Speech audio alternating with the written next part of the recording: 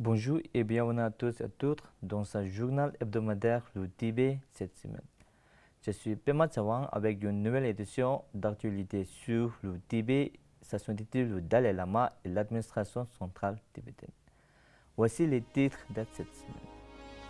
Ça s'intitule le Dalai Lama donne un enseignement sur l'entrée dans la voie du milieu de Chandrakirti. Sidyon Pemba Tsering rencontre les Tibétains vivant à Dharamshala. L'administration centrale tibétaine célèbre la 63e journée de la démocratie tibétaine. Une délégation parlementaire suédoise exprime sa solidarité avec les Tibétains. Le vice-président de la Chambre des représentants assiste au sommet de l'Alliance interparlementaire sur le Chine Prague 2023. Le Parti travailliste australien adopte une résolution condamnant l'érosion des droits et de la liberté au Tibet. La sénatrice australienne Rice s'inquiète de la situation des droits de l'homme au Tibet. Le groupe central indien en faveur de la cause tibétaine participe à la célébration de la journée de la démocratie tibétaine. La 21e conférence des associations tibétaines d'Amérique du Nord se tient à Toronto. Une délégation parlementaire participe au sommet 2023 du partenariat pour un gouvernement ouvert en Estonie. Une délégation de la commission exécutive du Congrès américain sur la Chine visite le bureau du Tibet, Taïwan.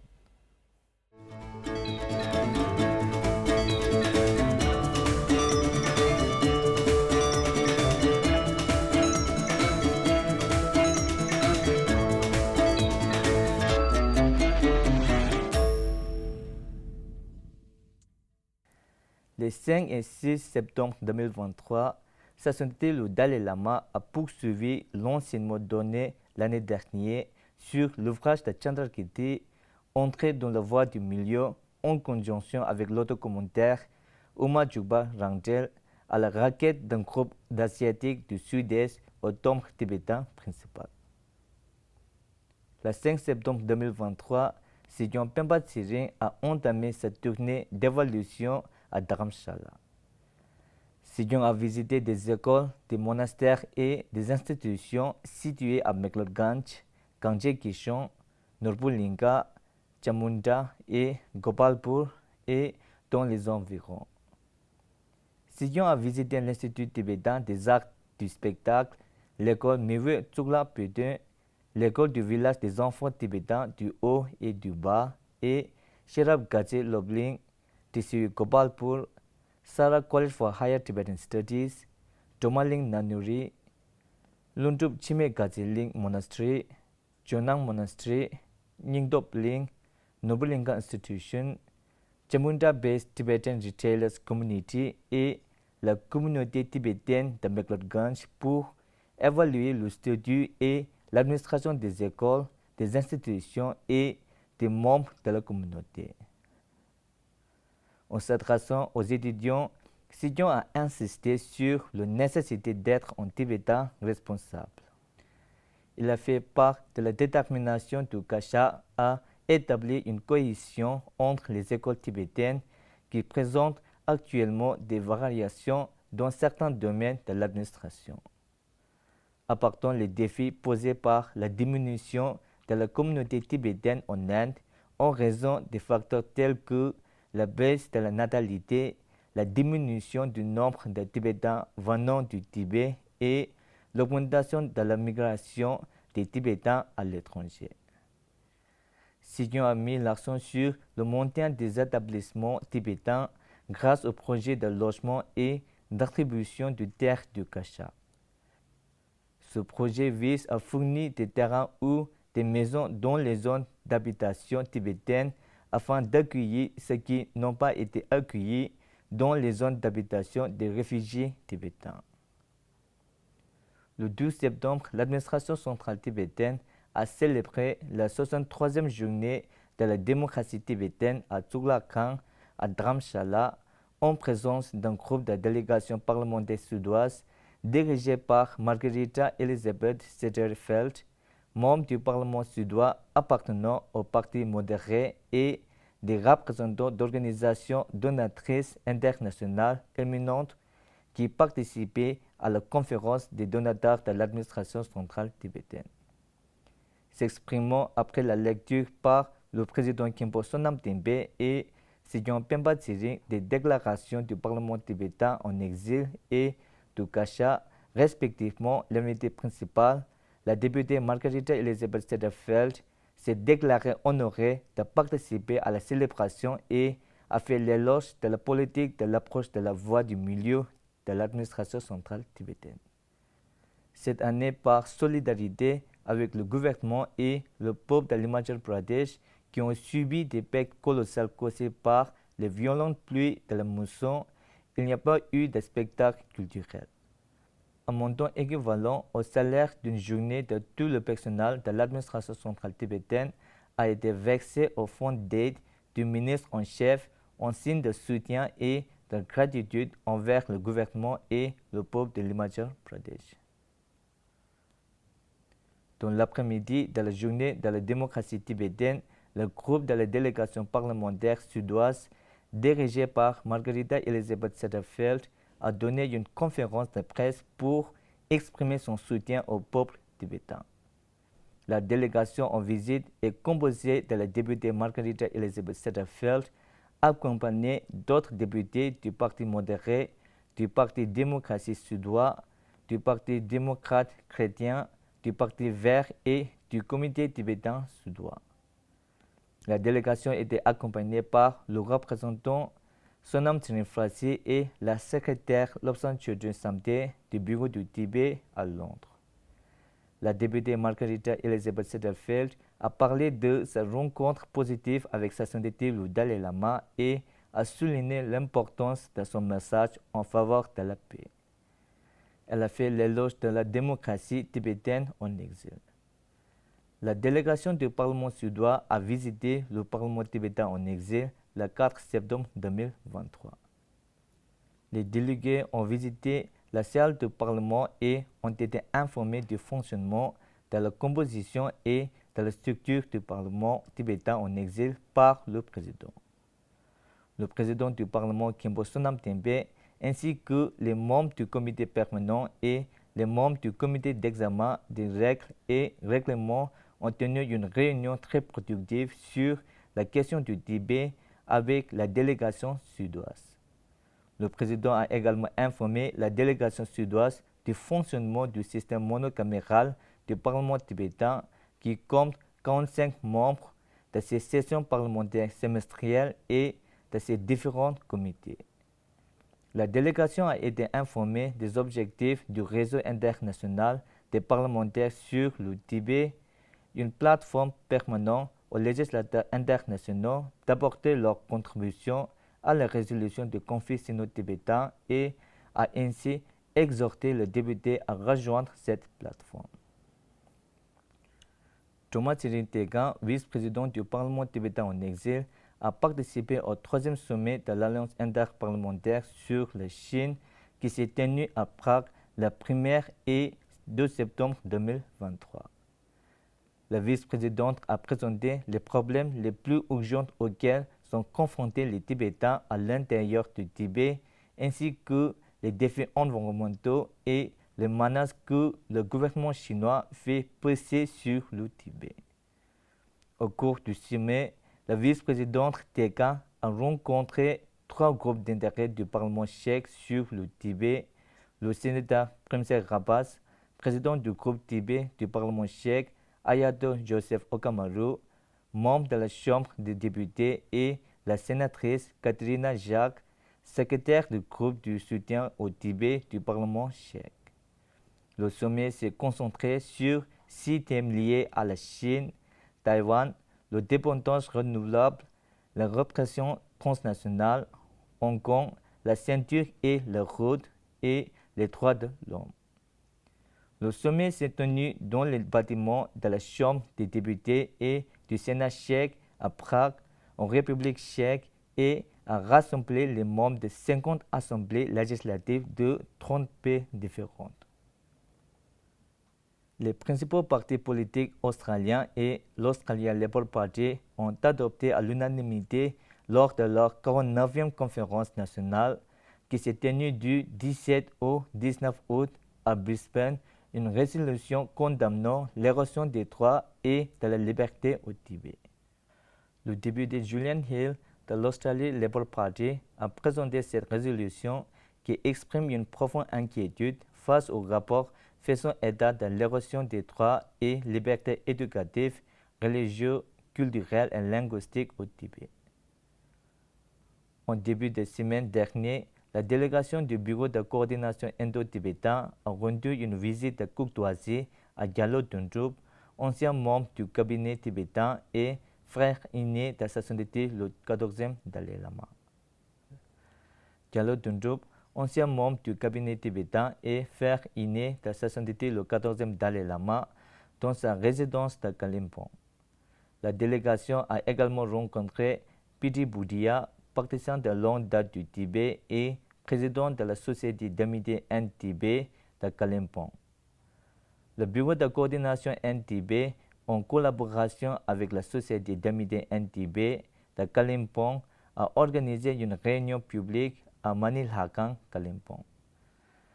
La réunion a abouti à la formation d'un comité de 5 membres chargés de superviser et de faciliter l'élection du comité de travail régional de la Société d'amitié Inde-Tibet, Kalimpong, dans un délai de 15 jours. La délégation du Core Group for Tibetan Cause India, composée du co-président national Surendra Kumar, du coordinateur régional Sumyat Deepdutta, du coordinateur du Bureau de coordination Inde-Tibet Thubten Ringzing et du coordinateur adjoint Tenzin Jordan, a participé lors de la dernière étape de cette tournée aux célébrations du 63e anniversaire de la journée de la démocratie tibétaine à Gangtok, au Sikkim. La délégation a également été rejointe par Pema Wangda Boudia, coordinateur régional du Core Group for Tibetan Cause India, CIS à Gangtok. L'honorable Sonam Lama, ministre d'État pour le département ecclésiastique du développement rural et de la coopération du gouvernement du Sikkim, a été l'invité d'honneur de la cérémonie. Parmi les invités spéciaux figuraient le député Lepcha, le parlementaire tibétain Yudun Okatsang et d'autres encore. L'événement a attiré un grand nombre de participants des communautés tibétaines et locales avec une représentation notable du Tibet Support Group tel que Bharat Tibet Sayok Manch.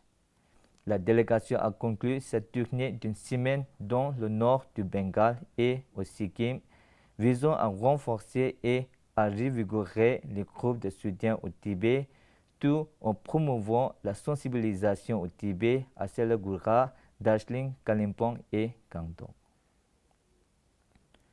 Le 4 septembre 2023, la sénatrice Janet Rice, co-présidente du groupe parlementaire multipartite australien pour le Tibet et qui soutient et défend le Tibet depuis longtemps, s'est déclarée préoccupée par la détérioration de la situation des droits de l'homme au Tibet et l'ingérence chinoise dans la question de la réincarnation de sa sainteté le Dalai Lama à l'occasion de la 12e journée de lobbying pour le Tibet organisée par le groupe interparlementaire soutenant la liberté tibétaine.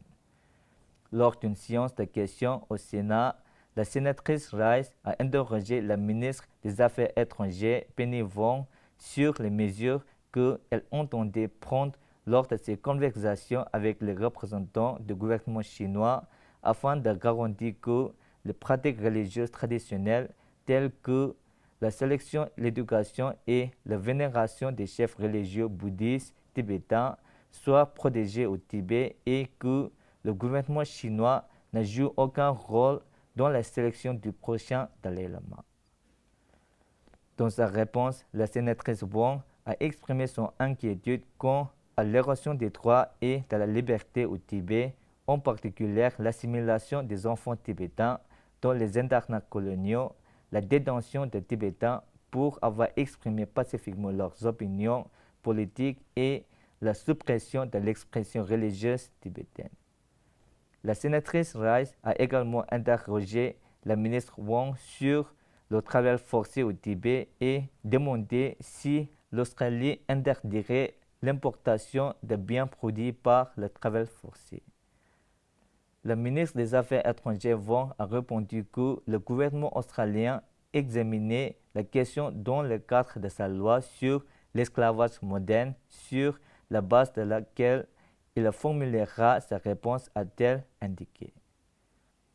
Le Tibet Lobby Day est un événement annuel organisé par le Conseil australien du Tibet en collaboration avec la communauté tibétaine d'Australie.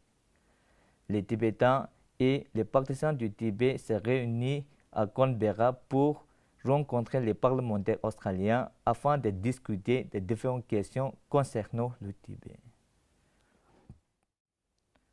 L'Association tibétaine canadienne de Toronto, en collaboration avec le Bureau du Tibet à Washington, D.C., a organisé la 21e conférence des associations tibétaines d'Amérique du Nord à Gangjeong Chundeling à Toronto du 2 au 4 septembre.